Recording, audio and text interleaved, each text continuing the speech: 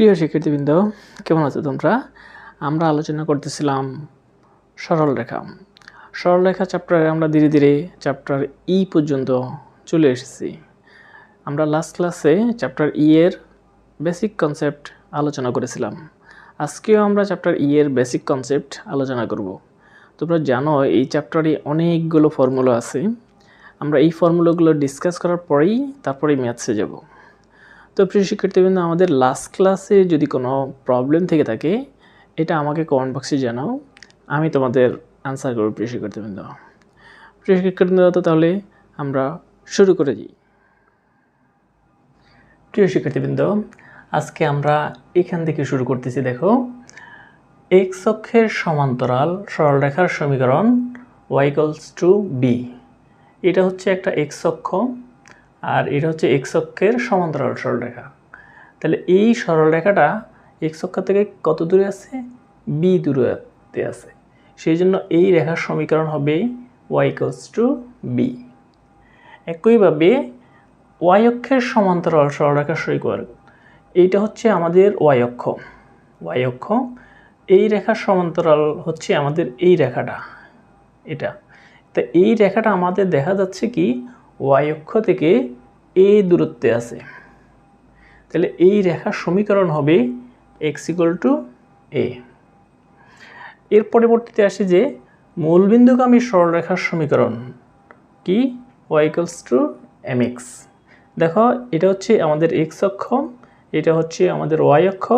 তাহলে এবং এই রেখাটা দেখো মূলবিন্দু দিয়ে চলে গেছে এবং এক্স অক্ষের সাথে একটা কোণ থিটা কোণ উৎপন্ন করছে। তা আমাদের এখানে এমটা কিন্তু হচ্ছে কি ঢাল, m=tan θ। তাহলে মূলবিন্দুগামী সরলরেখার সমীকরণ হবে y=mx। এখন এই রেখাটা যদি মূলবিন্দুগামী না হয়ে যদি আমাদের একটা ওয়াই অক্ষ থেকে নির্দিষ্ট পরিমাণ অংশ কাট করে, যেমন এখানে সি অংশ কাট করছে, তাহলে তখন এই রেখাটার সমীকরণটা কি দাঁড়াচ্ছে? যে ওয়াই অক্ষকে নির্দিষ্ট বিন্দুতে ছেদ করে এবং এক্স অক্ষের সাথে একটি ধনাত্মক কোণ উৎপন্ন করে এমন সরলরেখার সমীকরণ কি হবে? y=mx + c। এই সিটা কি? সিটা হচ্ছে এই যে আমাদের ওয়াই অক্ষ থেকে কি পরিমাণ অংশ সে খণ্ডন করছে সেই দৈর্ঘ্য, মানে অতটুকু দৈর্ঘ্য হচ্ছে আমাদের সি। তাহলে আমি যখন রেখাটা মূলবিন্দুগামী হবে তখন কিন্তু সিটা আর থাকবে না, আর যখনই এটা মূলবিন্দুগামী না হয়ে অন্য একটা বিন্দু দিয়ে যাবে তখন এটা সিটা আসবে। আরেকটা ফর্মুলা আমরা এখানে ডিসকাস করতেছি, x1 y1 বিন্দুগামী ও m ঢাল বিশিষ্ট সরলরেখার সমীকরণ। মানে একটা নির্দিষ্ট বিন্দু দিয়ে যাবে এবং যার ঢাল হচ্ছে m, এর সরলরেখার সমীকরণ হচ্ছে y-y1 = m × x - x1।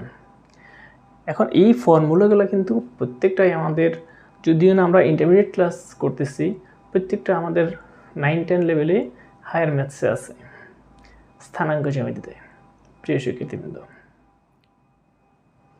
দেখো প্রিয় শিক্ষার্থীবৃন্দ, দুইটি নির্দিষ্ট বিন্দুগামী বিন্দু দুটো কি মনে করো p(x1, y1) q(x2, y2), এরকম সরলরেখার সমীকরণ কি হবে? y-y1 / y1 - y2 = x - x1 / x1 - x2। অর্থাৎ দুটি বিন্দু দিয়ে গমন করে সরলরেখার সমীকরণ হচ্ছে এটা। এটাও আমরা 9-10-এ পেয়েছি, ইন্টারমিডিয়েটও লাগবে। অক্ষদ্বয়ের খণ্ডিতাংশ জানা আছে এরূপ সরলরেখার সমীকরণ। দেখো, এটা একটা এক্স অক্ষ, দিস ইজ ওয়াই অক্ষ এবং অক্ষদ্বয়কে ছেদ করছে। দেখো, এই রেখাটা দুইটা অক্ষকেই ছেদ করছে, এক্স অক্ষকে এই বিন্দুতে, ওয়াই অক্ষকে এই বিন্দুতে। এবং এক্স অক্ষকে মনে করো এই যে এই অংশ এতটুকু দৈর্ঘ্য যদি এ হয় এবং ওয়াই অক্ষের এতটুকু দৈর্ঘ্য যদি বি হয়, তাহলে আমাদের সরলরেখাটা হবে এরকম x/a + y/b = 1। তারপরে আমরা আরেকটা ফর্মুলাতে চলে আসতেছি, মূল বিন্দু থেকে একটি সরলরেখার উপর লম্বের দৈর্ঘ্য p।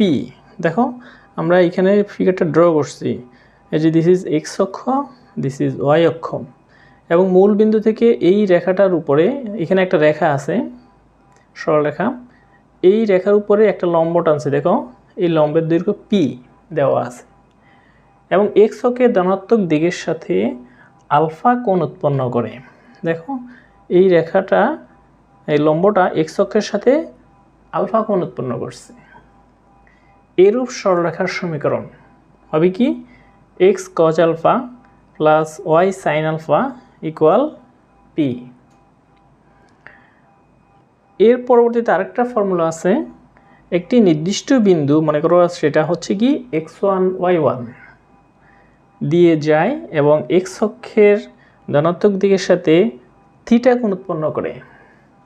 এরূপ সরলরেখার সমীকরণ কি হবে, x minus x1 divided by cos theta, y minus y1 divided by sine theta. তো এই ফর্মুলাটার ম্যাথস বেশি একটা নাই, তো এতটুকু পর্যন্ত যে ফর্মুলাগুলো বলছি আমি, প্রত্যেকটার অ্যাভেলেবল ম্যাথস আমাদের এই চ্যাপ্টারে আছে।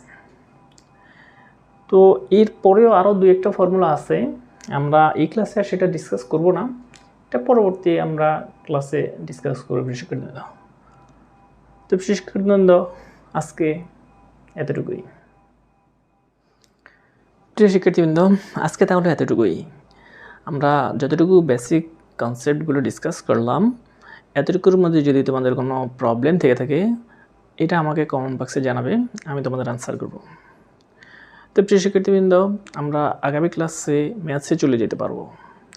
আরও দু একটা ফর্মুলা আছে, এটা আমরা কিছু ম্যাথস সলভ করার পরে সেটাও ডিসকাস করব।